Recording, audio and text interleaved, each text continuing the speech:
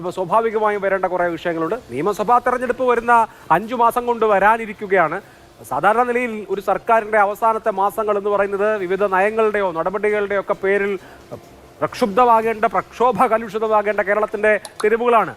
ആ തെരുവുകളാണ് ഇപ്പോൾ കേരളത്തിലെ പ്രതിപക്ഷ പാർട്ടിയുടെ അതിൻ്റെ യുവജന സംഘടനയുടെ അധ്യക്ഷനായിരുന്ന ആളുടെ ചെയ്തികളെ ചൊല്ലി ഈ തരത്തിൽ ആയി മാറുന്നത്, രാഷ്ട്രീയം മാറി മറിയുന്നത്.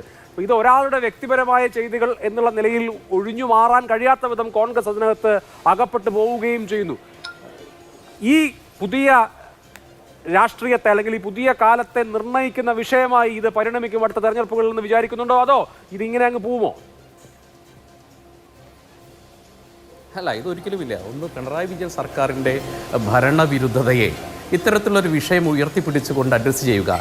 രണ്ടാമത്തെ കാര്യം, ശബരിമല പോലെയുള്ള സ്വർണ്ണക്കൊള്ളയ്ക്ക് ഒരു മറ.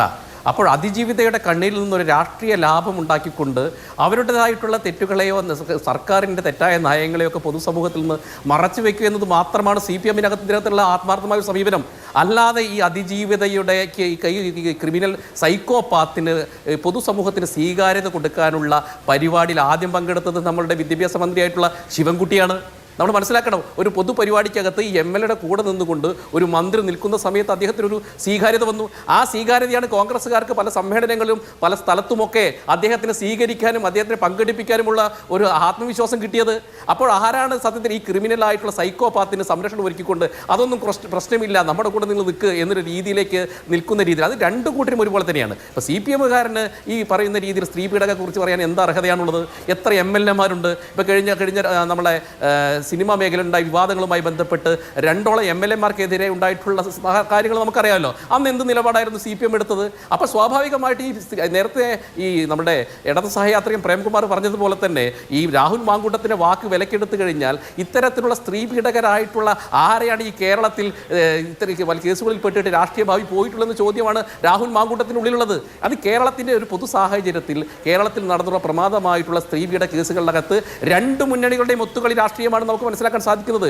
CPM-നെ സംബന്ധിച്ചിടത്തോളം ഇത് ഒരു രാഷ്ട്രീയ വിഷയത്തിനപ്പുറത്തേക്ക് ഈ വിഷയത്തിൽ ഒരു ആത്മാർത്ഥതയും അവർക്കില്ല. കേരളത്തിൽ ഈ വിഷയവുമായി ബന്ധപ്പെട്ട ഒരു പൊളിറ്റിക്കലായിട്ടുള്ള വിഷയത്തിനപ്പുറത്തേക്ക് ഒരു അതിജീവിതയുടെ സമരമായിട്ട് ഏറ്റെടുത്ത പ്രസ്ഥാനം BJP മാത്രമാണ്. അന്ന് BJP അവിടെ ഈ പാലക്കാട് ജില്ലയിൽ ഈ രാഹുൽ മാങ്കൂട്ടത്തിനെ കാലെടുത്ത് കുട്ടിക്കാൻ അനുവദിക്കില്ല എന്ന് പറഞ്ഞ് നടത്തിയ പ്രക്ഷോഭ സമയത്ത് അന്ന് അതിനെതിരെ BJP-യുടെ സമരക്കാർ അടിച്ചൊതുക്കാൻ വേണ്ടിയിട്ടാണ് പോലീസ് സംവിധാനങ്ങൾ ശ്രമിച്ചത്. അവർക്ക് സ്വീകാര്യമായിട്ടുള്ള ഏത് നിലപാടുകളുമായിട്ടാണ് അവിടെ DYFI പോയത്? എത്ര പരിപാടി ഒരുമിച്ച് നിൽക്കുന്ന മന്ത്രിക്കൊപ്പം ഒരുമിച്ച് നിൽക്കുന്ന പരിപാടിയിൽ നിന്ന് ഇദ്ദേഹം പങ്കെടുത്തു കഴിഞ്ഞാൽ പങ്കെടുക്കില്ല എന്ന് പറയാനുള്ള ഒരു ആത്മാർത്ഥതയോ ഒരു ചങ്കുറപ്പോ ഒരു ഏതെങ്കിലും തരത്തിലുള്ള ഒരു ശക്തമായ BJP-യുടെ ആകെ 2 മുനിസിപ്പാലിറ്റിയാണ്, അതിലെ ഒരു നഗരസഭയുടെ ചെയർപേഴ്സൺ പങ്കെടുത്തു. അതുകൊണ്ട് തന്നെ ഞങ്ങൾ അവിടെ നടപടിയും എടുത്തല്ലോ. അവരെവിടെയും മത്സരിക്കുന്നില്ലല്ലോ.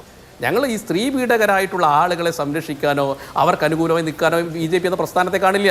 നിങ്ങൾ ഈ BJP-യുടെ രാഷ്ട്രീയ ചരിത്രത്തിൽ നോക്കൂ, സ്ത്രീ പീഡകരായിട്ടുള്ള ഏതെങ്കിലും നേതാക്കന്മാരെ സംരക്ഷിച്ചിട്ടുള്ള പാരമ്പര്യം BJP-ക്ക് ഉണ്ടോ? ഇല്ല.